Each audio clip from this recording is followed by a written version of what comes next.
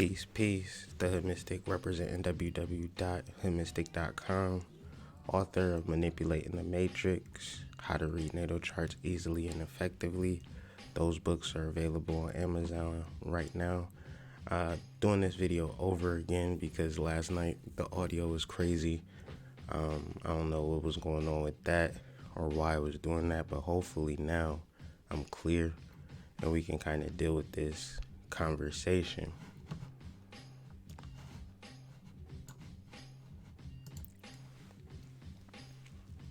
So what we're dealing with is the Orphic Egg, Watchmen, and Kundalini breaking out of the Matrix and eggs and understanding like what is an egg, okay?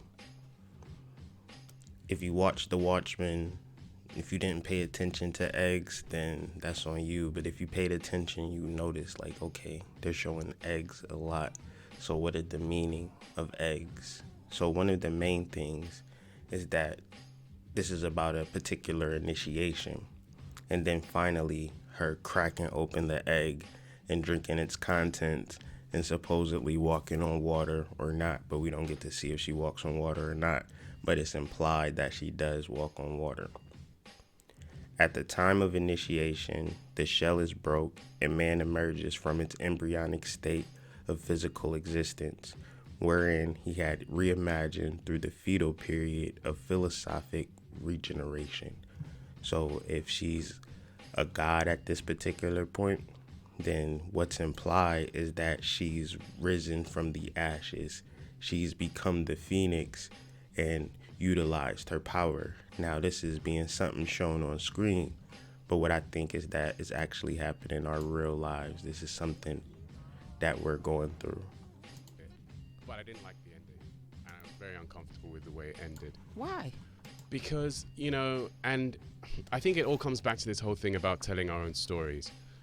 I remember when I read The Watchmen for the first time, it's really bizarre because there's this line that stood out to me, and it's like, the Superman is here, and he's American. And, Dr. Manhattan goes and obliterates Vietnam. Yeah. And you're like, whoa, hold on a second, what's going on here? And it made me really uncomfortable, and I thought to myself, why is he doing that? And why is he, what is it that he's what are his values? What is he espousing? And I remember, and I was young at the time, I was a teenager when I read this, and I remember thinking to myself, I wonder what it'd be like if Dr. Manhattan was African. I literally had that thought. And then to see it in the series where they actually made him African was like mind-blowing. For me, it was just so phenomenal, so exciting. But then to see the way that he was destroyed at the end. Was he? Yeah, he was pretty much. Was he, Dele? Yeah, come on. Was he? Look, was he? Matter cannot be created nor destroyed. You know science, yes, brother. that's Come on. true. I but can spoil that's a few things. Don't spoil anything, Kareem. Don't you spoil. But the question on the table is this the blackest thing you've ever seen on television? And you're pushing back. So tell me something blacker. Tell me something blacker. It's not about whether it's black or it's not about that for me. The issue for me is really about the ability to tell our own stories. I'll give you an example. I watched Dolomite. The ability to tell our own stories is one of the key points of this. So I'm going to just try to move through this information just for posterity's sake. We have Angela Abar. If you take that A away, you just get Angel. Angel just means a messenger of God. And then you have Abar, which is a major play on words. Our new neighbors. You have the movie Abar, which is called the first black Superman, which was put out in the 70s at some point in time. But so you have Angela Abar, which represents the first black Superman. So what came first, the chicken or the egg? The egg is a particular totem.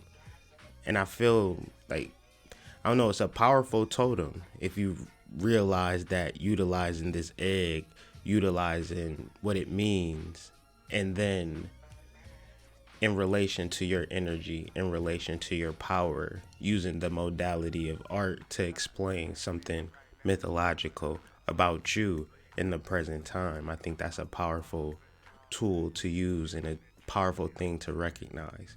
But a totem is a natural object or animal that is believed by a particular society to have spiritual significance and is adopted as an emblem. So, what is the spiritual significance of an egg? And so there's three particular things that came out in 2019 that utilize the energy of ABRA or ABAR or abracadabra. One of those movies or shows was Raising Dion. The other show was The Watchmen. And then finally, Dr. Sleep, the main character on that show, her name is Abra. So we would then have to understand what is being said when they're referencing Abra as magic. Basilides, which is a actual person, the head of the Egyptian sect of Gnostics, taught that there were 7 outflowings, emanations, or aeons from the supreme God, that these emanations engendered the angels of the highest order, that these angels formed a heaven for their habitation and brought forth other angels of a nature inferior to their own, that in time other heavens were formed and other angels were created, until the whole number of angels in their respective heavens amounted to 365. So, if you understand like the year and how is it really not 365 days, and it don't move on 30-day cycles and things of that nature, and being ran by the sun and being ran by the day, we forget the energy of the night, but mainly the energy of the day. The supreme creator or Gnostic God, they call him Abraxas. So when you're watching television, especially now, all of these doomsday type shows and, Necronomicon type things and quantum time traveling type of movies that we see on television now represent in some form or another the energy of Abraxas.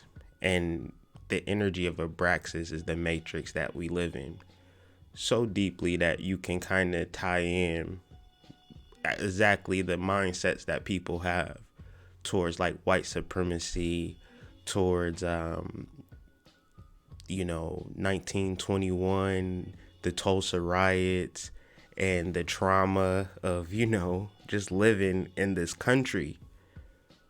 A lot of that energy is tied into Abraxas. And it's either you going to eat the egg or, stay within the egg. And which came first, the chicken or the egg? So Abraxas is said to have created angels. And then in the show, you have Angela. So this is just a mystical reference to the name of God in the annual period that was familiar with the ancients. Abraxas fights his way out of the egg, fights his way out of the matrix, because the egg is the world. I'm going to just show you instead of saying it. The bird fights his way out of the egg. The egg is the world. Who would be born must first destroy a world. The bird flies to God. That God's name is Abraxas. Now, it's confusing, but over time, we'll understand this and we'll break free from this egg, and we'll understand like how our world is being created and manipulated. And so in order to really tap into your power, you got to kind of break free from the matrix, or even break free from the ideologic, goodness of the country, and think about yourself in different terms and creating different customs, going back to a natural, ancient way of life instead of this mundane 9 to 5, like, regular governmental structure. Because even though it's nice suits and ties and, how are you doing today, sir? All of that, behind all of that energy is basically domestic terrorism, invasion, and things of that nature. Now, this is common knowledge, But instead of calling it invasion, instead of calling it terrorism, they call it war. And it's really about knowing who God is and making sure to destroy God. And so God don't really know who he is. God might even think that he's a slave. Okay. So the Gnostic holy name of God, our national bird is an eagle, which is really a phoenix. And then when you hear keywords like pagan, savage, barbaric, they're really referring to the potent names of magic. You know, they're referring to some real magical stuff. And these are the names used by the Egyptian sages, Persian magi, Indian Brahmins. And so all of these, whether you're talking about Egyptian, the Persian Mithras, or the Indian Krishna, Vishnu, or the Egyptian Osiris, talking about the same thing and the same energy. In the more simple terms, we talking about your energy. But if I just tell you that, then it sounds like I'm far-fetched. So I hopefully that the sound is good, and I just want to kind of breeze through this.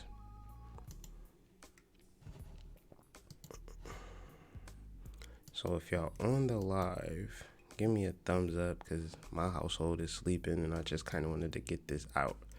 So in the show, they talk about it's a Zeus thing a lot.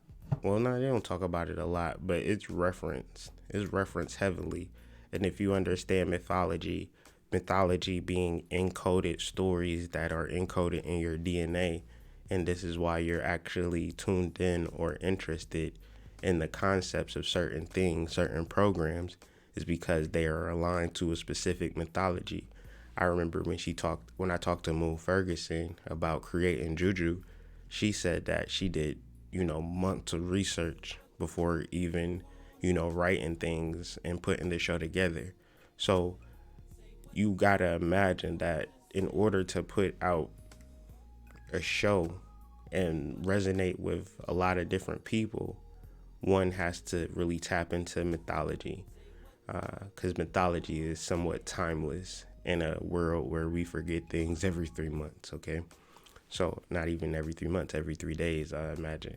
So Jupiter, Dr. Manhattan, they said when he went away from Earth, didn't go to Mars, but he was actually on the planet Jupiter's moon, Europa. But Jupiter, as we know, is just Zeus in Greek mythology. So really the same word. So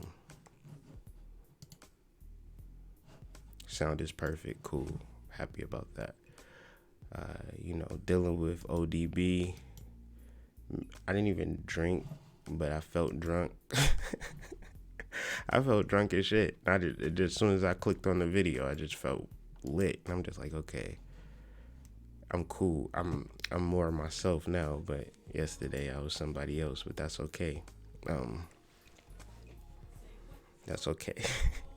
So we dealing with Dr. Manhattan, and Dr. Manhattan was on Europa. Now, in this scene, she's explaining to him a variety of many different things. He's telling her about him and things of that nature. But it's like, oh, this is a good show or whatever. Excellent writing. I heard that a lot. Excellent writing. But it's like, yo, literally, he came down here and transformed himself into a person that wasn't his normal self so that they could be in a relationship. But this isn't a true thing. If one has to, it's crazy. If one has to change everything that is about him to kind of survive. And this is why you could imagine why he would sacrifice at the end. And then his particular character, he could have been any host of people, but he was a particular person, who he was metamorphosized into, and it was Mr. Black Mirror. But anyways, if he's Zeus, then that represents the demiurge energy. And the demiurge energy did a particular thing in mythology to kind of trick the people and usurp the energy of the people. So at a certain point, the demiurge, real quick Gnostic story, the demiurge Yaldabaoth was the son of the great mother Pleroma, and out of her ignorance, she created a son by herself, and she tried to banish it to the netherworlds, but couldn't banish it to the netherworlds. And so he started, I guess he killed his mother in one story, and there's various stories, but for the most part, his mother was what created the earth. And all of the beings were a recreation of his mother. And he had the position of being the supreme high god, but the reality was his mother was the supreme high god. And the reason why human beings are more powerful than God is because they are emanations of his mother. And then this is why they call Mother Earth and things of that nature.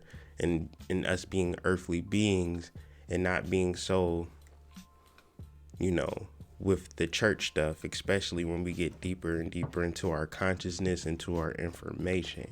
So the demiurge, or aka the biblical god, is identified with Kronos or Zeus or God or the devil. One and the same thing.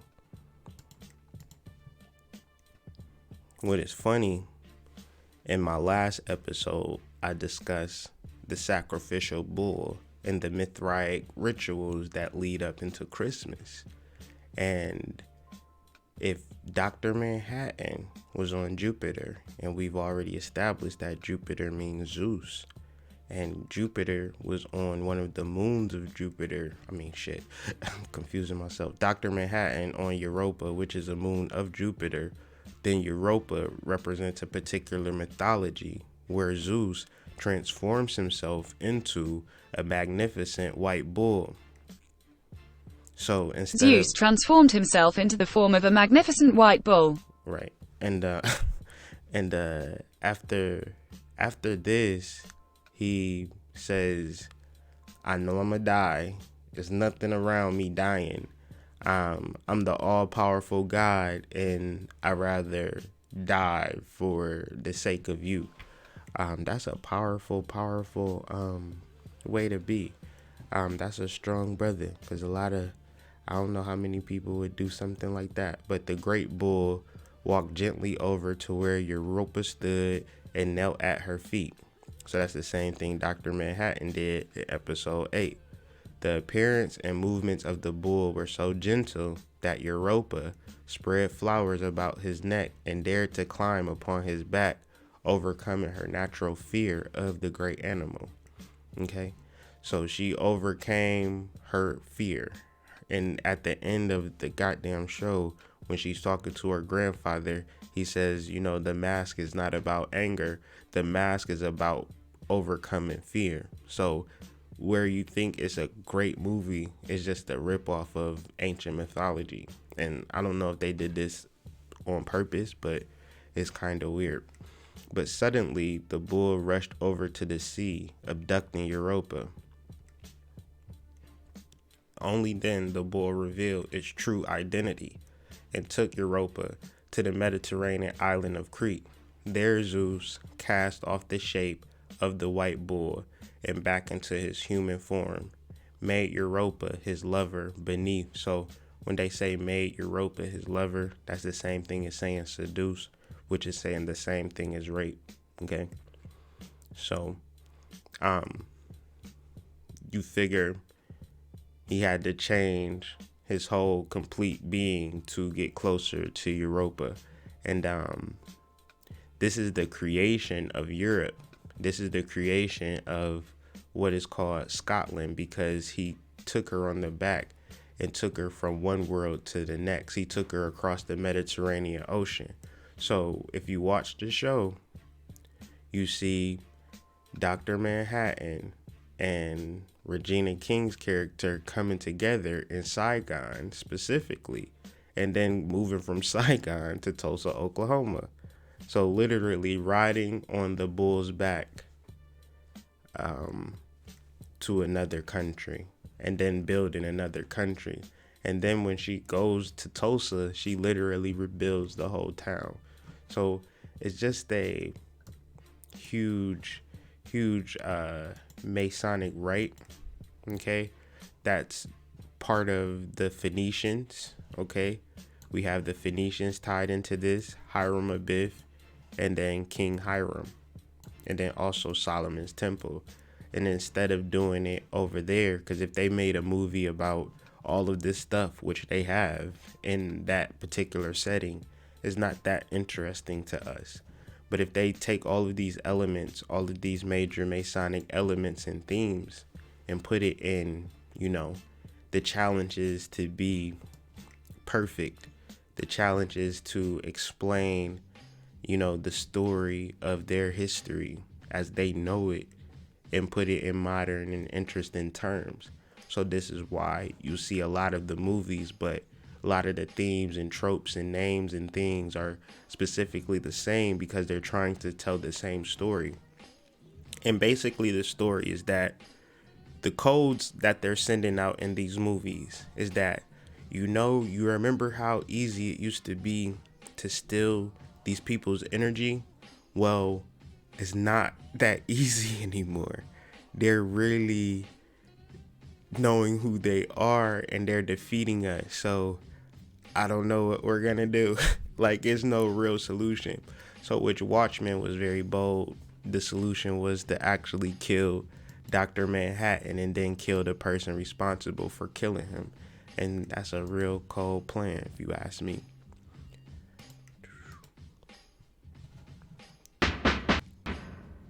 On the tip.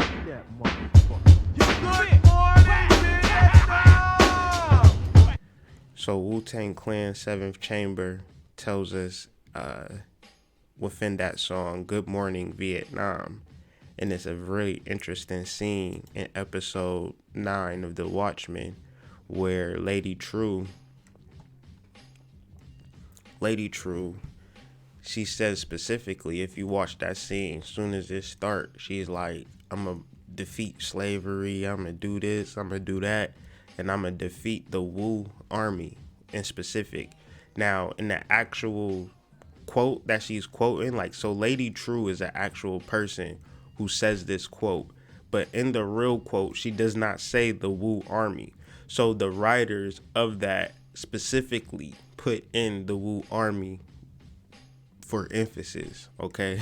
For emphasis, because if you go and quote something, why don't you just quote it, as opposed to putting your own inflection in it, unless you're talking about a specific energy, a Manhattan energy. So for ODB, you know, a lot of things are said about him, but a lot of things are, you know, powerfully said about him. So he seems to be an enigmatic type of figure, or a confusing, understandable person. But to me, you know, he's a real live channel and a real live God. And do I particularly like his music on a stylistic level? No. But on a spiritual, you know, just letting myself go, get into that chaotic space, teaching me different understandings about my personal energy. Yeah, it's definitely a vibe. And, you know, so much negative could be said about him, but ODB was one of the strongest 5%ers. He was one of the strongest members that was about that life and understanding that the black man and woman is God. So much so, there's an actual documentary where his wife is talking about ODB, and she's saying how he literally forced her in a room until she really said that to herself. He didn't even let her leave the room. He barricaded and just sat in front of the door. And I don't know if it was reciting something or her just coming to a foundational understanding that she was God. I mean, to me, that's like really, really, really, you know, heavy. And the 5%ers are some creators, man. They really are creators, and they brought a lot of this knowledge of self in this conversation that we're having available now. You know what I'm saying? At a certain level, by opening doors and putting in work for years and years and years and years and not being infiltrated. So the cost of not being infiltrated is not being highly successful. Okay? Not being all over the place and all on social media and things of that nature. You know, as of now, who knows, but especially in its formations and allowing to kind of grow and source itself, we're able to come to this understanding. So I give much thanks to those brothers and allowing this conversation to commence. One of the tropes in the Watchmen was that about the 7th Calvary. And so in the first episode, there was a little bighorn alert, which signifies the 7th Calvary action. After she rushes to her bakery, suits up, she, you know what I'm saying, goes to beat some ass. The alert draws its name from the Battle of Little Bighorn, which pitted Lieutenant Colonel Custer and the 7th Cavalry Unit against the Lakota Sioux and Cheyenne warriors led by Sitting Bull and Crazy Horse. Sitting Bull. You know, none of this is by coincidence, okay? And like it's cool to not know everything. You know what I'm saying? Because a lot of times we feel like, and that's what's the most challenging thing about kind of studying this stuff, is because I have no idea what the hell is being said. But I see this, I feel this theme, I hear this theme. I keep getting emails and, you know, y'all talk to me, y'all reach out to me, y'all be having y'all connections and things of that nature. Y'all do y'all research. And I'll be like, yo, sometimes I sit and I just think, I'm like, it's okay to not know. It's okay to learn. It's okay to push yourself to learn more. And today is some shit that you have no idea about. But if you force yourself to crack open that egg and go outside of your bubble, you could really learn some things about the world around you and kind of redefine it. You know, a lot of this show was about how mind control heavily influences the people now. Because in that world, there was no mind control towards black people. So you never seen black people poor, homeless, or struggling or nothing like that. They were like, we're happy. You know what I'm saying? They was singing on stage like on some other shit, you know, because we lived in a world where there was no mind control because hooded justice had defeated the Cyclops in a way. So, and this was a Native American victory, the Battle of Little Bighorn. But the 7th Cavalry, to utilize them as a trope, is really telling you how the writers was trying to explain how we all, whether we like it or not, live in a world that was created through domestic terrorism under the guise of war. Because if you have American Indian wars, you talking about people who was at the crib chilling. And then some people showed up like, I want this, so we gonna have to beef for that. And maybe this happened throughout time. Maybe this happened for centuries or whatever. But my thing is, don't live in a world where we're ignorant to the facts of the matter. That's all. Let's not act like it's all peaches and cream when there was actual wars that took place. Countless wars throughout the world that you call wars, but it's really invasions. So the 7th Cavalry did their due diligence. They and their garrison headquarters was Fort Hood, Texas. So imagine that. Fort Hood. And so Fort Hood, the 7th Cavalry is the Suedo clan members and things of that nature. So, you know, it's all one and the same, all in together now.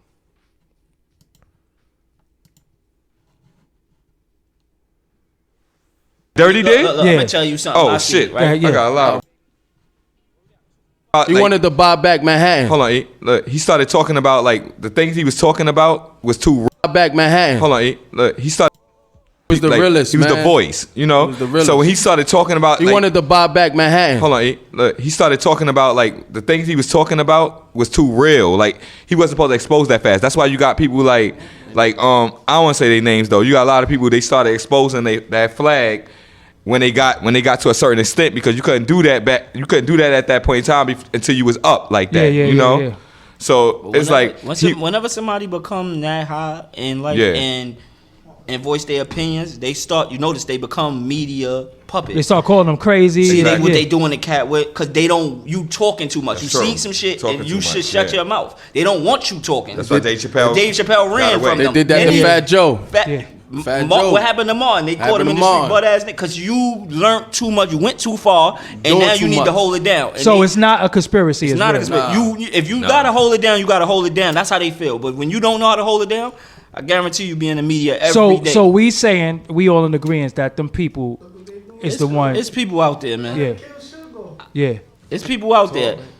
I don't know them. I don't speak on them because I ain't meet them because I ain't a big thing. Like I'm like from the street. But Dirty used to always see the black and but white. Dirty used to always say the government is trying to kill me. He always said that. People is out there. They out there to harm you when you out there doing what you're supposed to do. Your job as a person to help other people. They don't like that when you schooling. Go ahead, E. Close it out. I'm just saying. You said the Indians sold Manhattan to the white.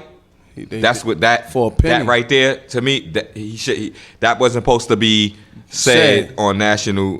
What's the name? You know. And then he said the black man. Shit. And then he said one more thing: the black man is God. That's it. Elijah Muhammad said that. That's right. You know? So yeah, this is what they're referring to. And the reason why this is even relevant is because we're dealing with the theme Manhattan more than once. You know, it's a lot of things that happen in Manhattan if you live there. But, when referencing the Wu, we talking about Shaolin or Staten Island. And so to be the king of Manhattan, that's something different entirely because you representing the Seneca Indian tribe. Okay, and this is what ODB represents. See, how I just was talking about the Native American influence of the show Watchmen, because the undertones, whenever something was to pop off, you would get a page and it would be a reference to a Native American theme.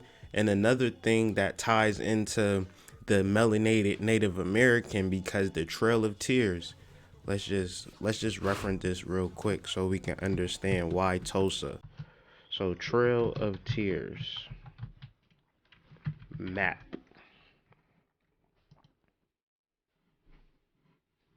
So I'm trying to see.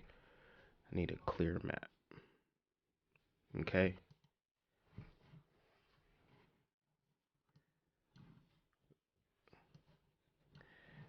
I'm trying to show. I want to show it to a space where y'all can see it. So whether you're talking about Alabama, Charleston, and a lot of things where Andrew Jackson came and said, you know what, we about to take over this area. Y'all had y'all fun, but we about to build some townhouses. So y'all gotta go, okay? So a lot of tribes migrated from here over into this area of Oklahoma. So when they reference Black Wall Street and they reference the Oklahoma, if you live in Oklahoma, you tapped into this Native American energy, whether you know it or not, okay? And that's just Oklahoma, but in the reference to the original Watchmen, which takes place in New York City, the energy of Manhattan, the original owners of Manhattan are descendants and bloodline of ODB. So Seneca, the one that sold Manhattan to the white man, that's my great-great-great-grandfather yelling over to Papa Wu. So if you reference Papa Wu, bless those who have transitioned. Wu-Tang Clan affiliate Papa Wu dead at 63. 6 + 3 is 9. Good morning, brother. Give me a second. I'm going to be 1 second, okay? So this was actually the actual December 17th. But this all happened that Monday. So the day after Watchmen premiered, Papa Wu passed away at 63. 6 plus 3 is 9. So, you know, and this is who ODB is talking to.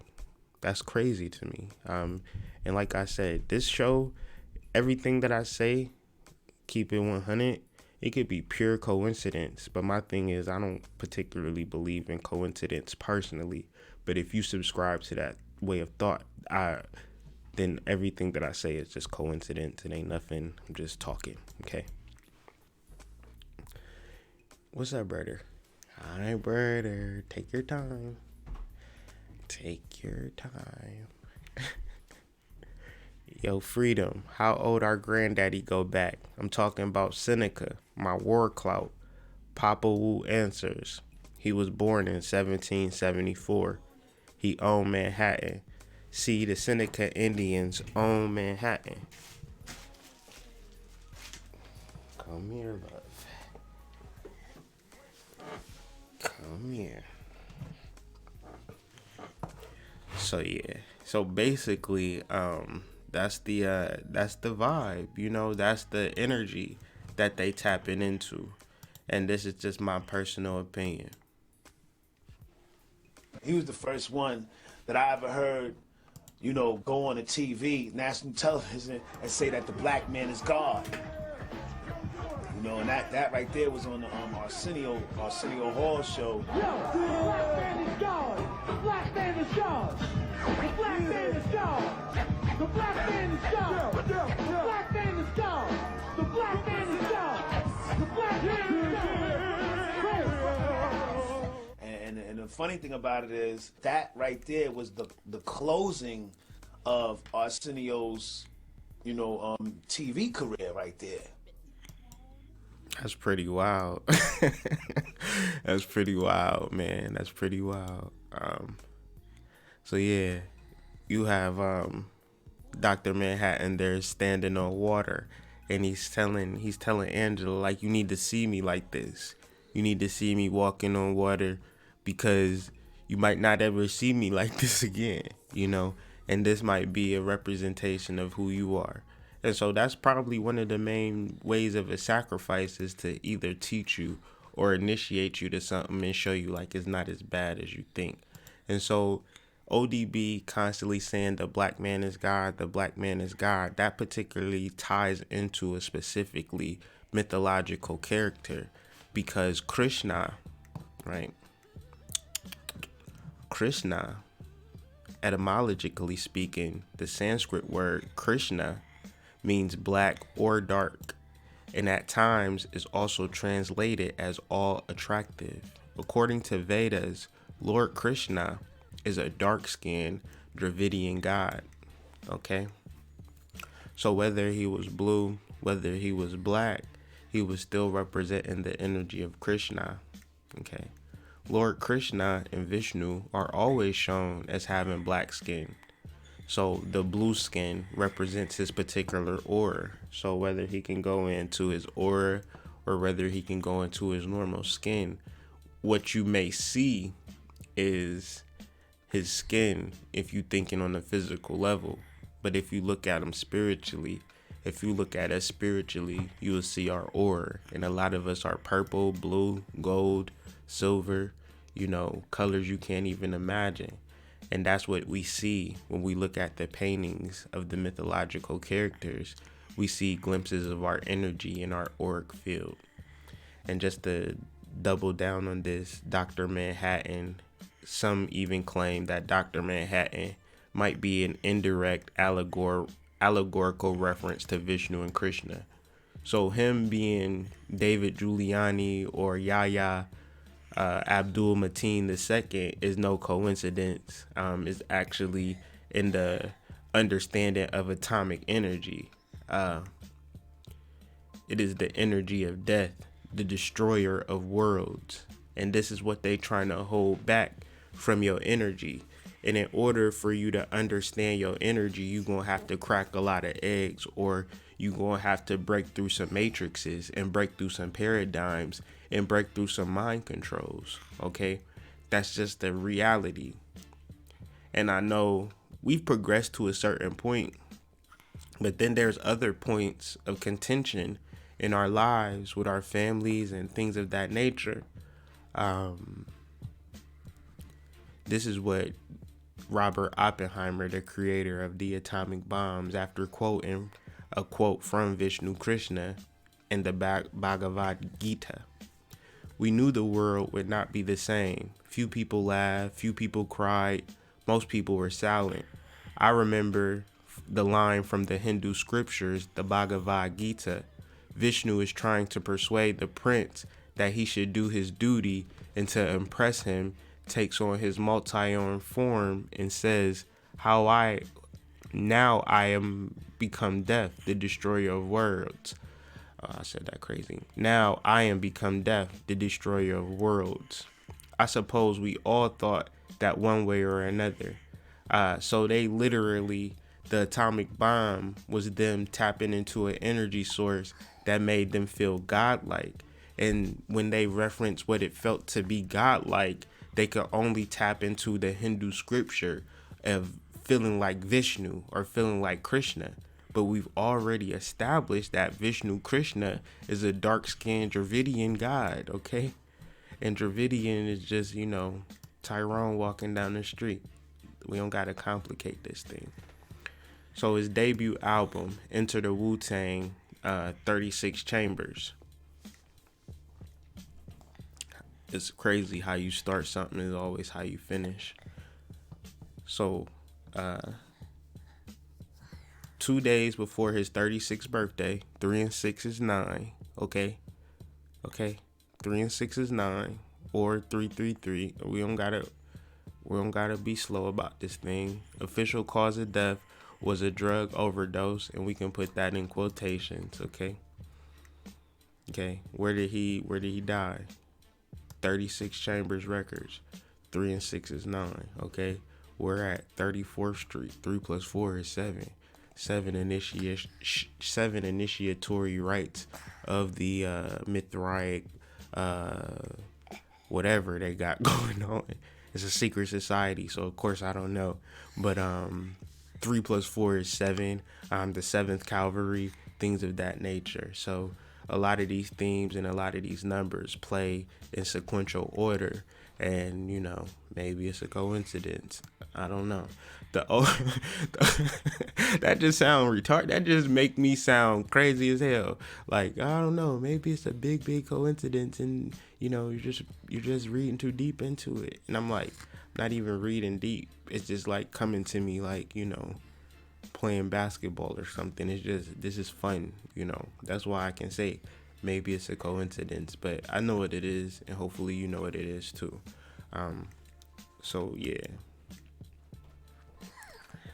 I'm gonna just leave that where that's at. Hopefully we establish something. I'm gonna leave that alone too. Where we at? MC.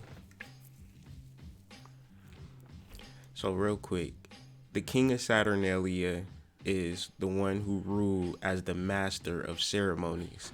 Master of ceremonies is another trope on the idea of Freemasonic lodge, where in every Freemasonic lodge there is a master of ceremonies, but as a representation of that energy taken from the minstrel show. Fast forward to 2019, hip hop. What do you call a rapper who raps on the mic? He's an MC, okay? So these are just talking pieces for Freemasonic thought. That's why the shit that's promoted is do Xannies, do Perkies, fuck bitches, kill niggas, and like dumb shit that you would never do. So this is just the king of Saturnalia energy. And so anybody that tries to go against this, they not really popping. And they, they can get it on their own, basically. So just moving right along.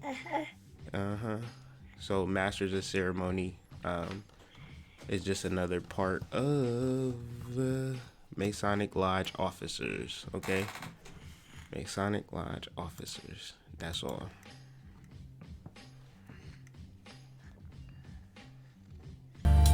This just in. Police are reporting that there's a man on top of a skyscraper ready to jump. I'm told that he is possibly Old Dirty, a member. So yeah, that was actually on a building in Manhattan. So, you know, these themes just keep coming up and up and up.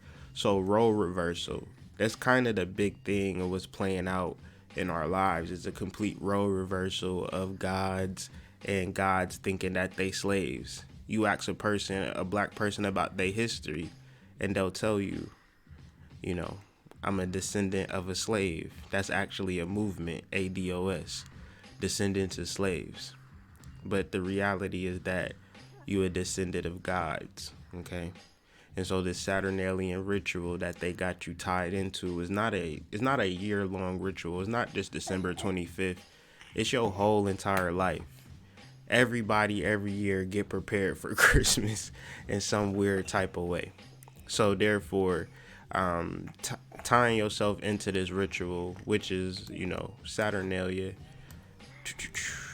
the Christmas holiday. Saturnalia was an ancient Roman festival to honor the god Saturn, held on the 17th of December of the Julian calendar, and later expanded with festivities through the 23rd of December. So, you know, if you don't know, now you know.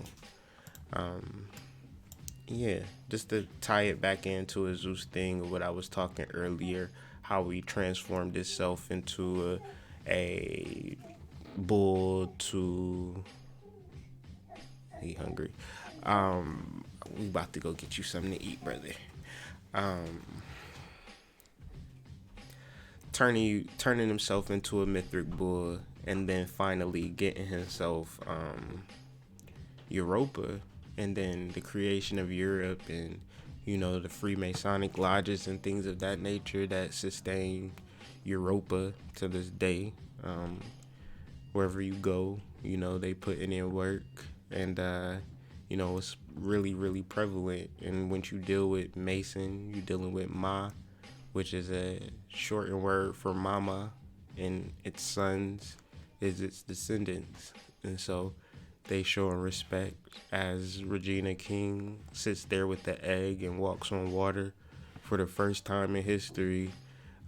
They're showing love to the original woman in her truest form, whether we understand it or not. And the reality of that is that you don't necessarily gotta... I guess to kind of like pack it in and unpack it and adopting a 5%er ideology, everything is everything. And so just to finish up,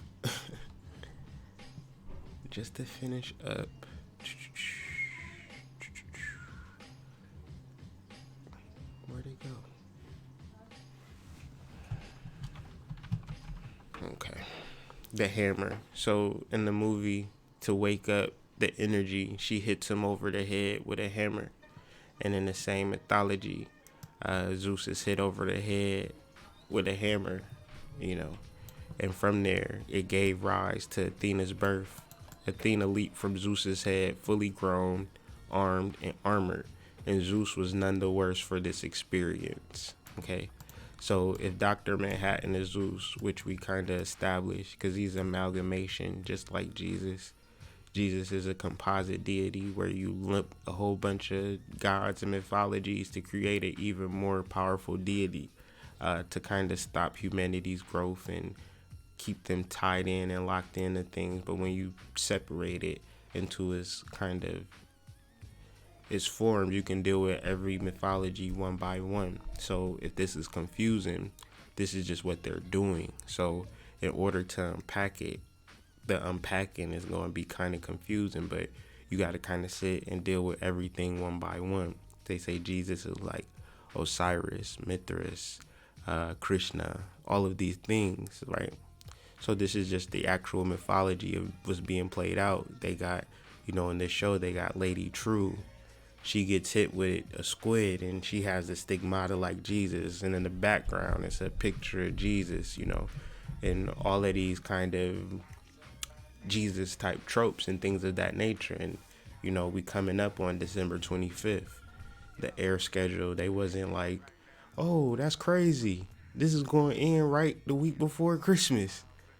Nah, that's not the case. They knew exactly the timing and how people's energies would kind of tap in. So, and all of that being said, that is a ritual, my friends. That's a planned event. Well, what's a ritual? Let's deal with that real quick, and we can end it. Let's get John some food. A rite, a religious or other solemn ceremony or act. A social custom, practice, or conventional act. And not rite aid. A rite of passage, initiation, a wedding, and it could also be something as far as a TV show. So it's whatever you can get somebody's attention to sit down and watch and kind of suspend their belief, or to get them to agree and have a consensus or conversation about something. So within the actual idea of rights, we can actually create our own rights. And the tough part is getting people to buy in and get them to align with it. But the key or the secret I'm noticing as I'm breaking down shit is that everybody is tapping into mythology. Cause like throughout this whole thing, I could tell you everything that was about to happen, or I could explain everything that happened just by pulling from mythology. And so hopefully you in this business doing your due diligence and not kind of being passive and doing your research and understanding mythology, because the mythology is encoded in your DNA, and your DNA is speaking to you in a real magnificent way. So as we started this, dealing with the Orphic egg and the egg that's surrounded by the snake, understanding that in order to really grow and progress in this world, we're going to have to break through that egg and really progress and see what we are and tap into our energy. And, you know, I would like to talk longer on this, but I got to take care of little John and figure out what's up with him and his little hunger situation. So I appreciate y'all for rocking with me on this second time around. Hopefully it was a lot more clear and you could hear the information, because that was the most important thing, not to be unheard. So hopefully I got my point across. I appreciate you guys, and peace to y'all, and I'll see y'all on the flip.